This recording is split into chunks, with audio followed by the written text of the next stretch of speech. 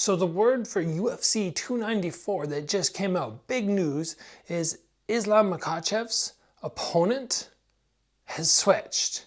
He was supposed to be doing a rematch with Oliveira, which I think everybody was so excited about.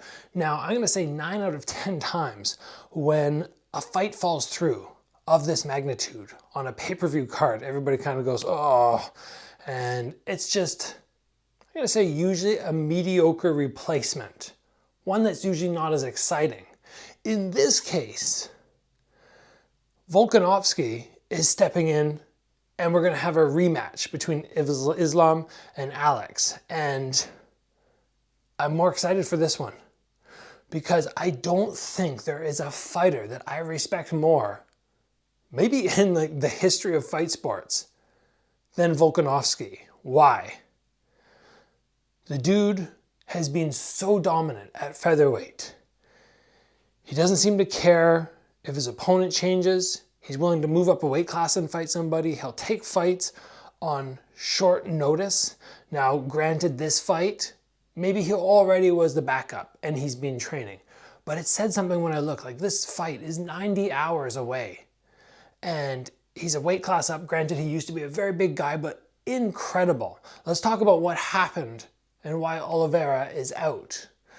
I heard that he was sparring last night and in round 5, which must have been his last round of fight camp. You got to assume at that point it's his last round or one of the last rounds of fight camp before you're done with the sparring. Apparently he got cut.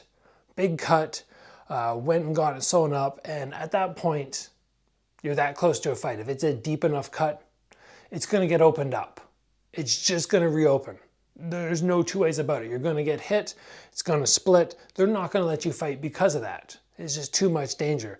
That's like the worst time to get a cut. I've had cuts leading up to fights. I think the closest ever was about 3 weeks out. And it was on my mind, like, oh shoot. And I was actually wearing headgear. I was not being reckless. I had winning headgear on with the bar across, and I got hit with an uppercut from my brother, and the headgear sort of slid up and just did this like weird Harry Potter cut. But I feel bad for Oliveira because he's probably poured his heart and soul into training camp to try and get his belt back.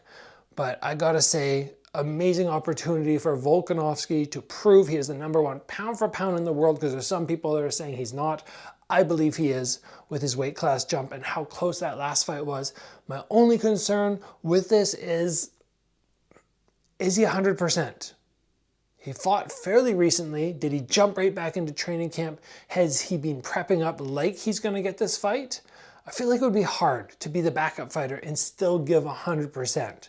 Because the UFC, as far as I am aware, are not going to pay you a full fight purse just for being the backup. So you're probably kind of like, oh yeah, I'll go through the motions and I'm in pretty good shape, but I would like to see him 100% in shape for the rematch. Because if you lose 2 to Islam, are they going to give you a 3rd? I don't know. But either way, Volkanovski, so impressive in taking a fight on short notice, and the guy, to me, is just amazing. Of all fighters, I'm just going, holy smokes, so dominant at his weight class, willing to jump up, willing to fight people on short notice. He just doesn't care. What a beast.